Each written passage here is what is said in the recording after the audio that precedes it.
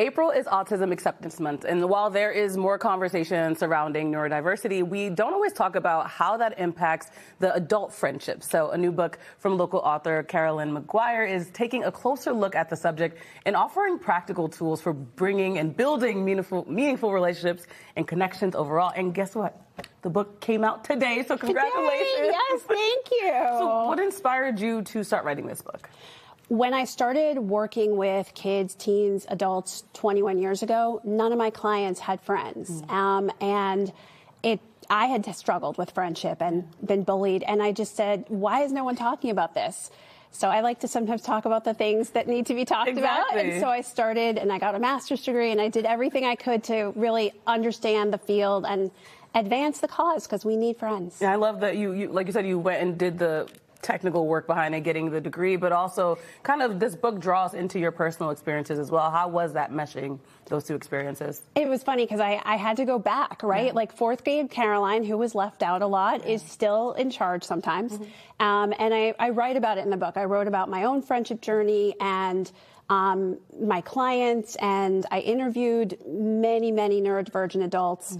And it's all practical tips, and take what you want and leave the rest. If you don't like something, don't do it. Do what you want to do. Exactly. And there's this common misconception that friends should come easily for people, right? But why is that harmful, especially for people that are neurodivergent?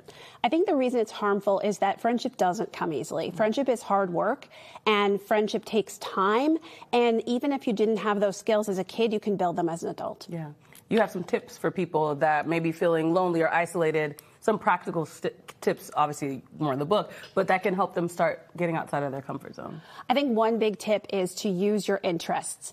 If you are interested in a hobby, an activity, that's where your people are, right? So find your people by embracing your brain, embracing your interests and your hobbies, and it takes time. Right? So understand that if you are trying to make friends, you have to nurture them through these shared interests and shared experiences. And that's real. I think that anyone can relate to that as well. And we have the full screen of more of the tips that you gave, but like I mentioned, your book combines that real life experience with the science behind it. What would you say some of the key differences between neurodivergent adults when they're trying to find friendship?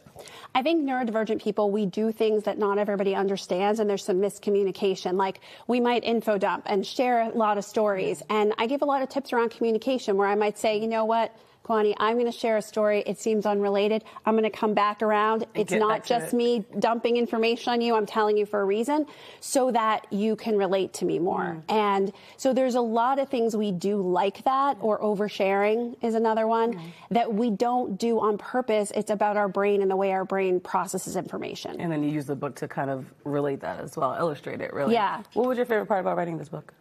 My favorite part about writing this book was honestly getting to talk to so many people and hearing their stories and then incorporating their stories into the book. Well, tonight, 7 p.m., you have your launch event. Tell us a little bit more before we go.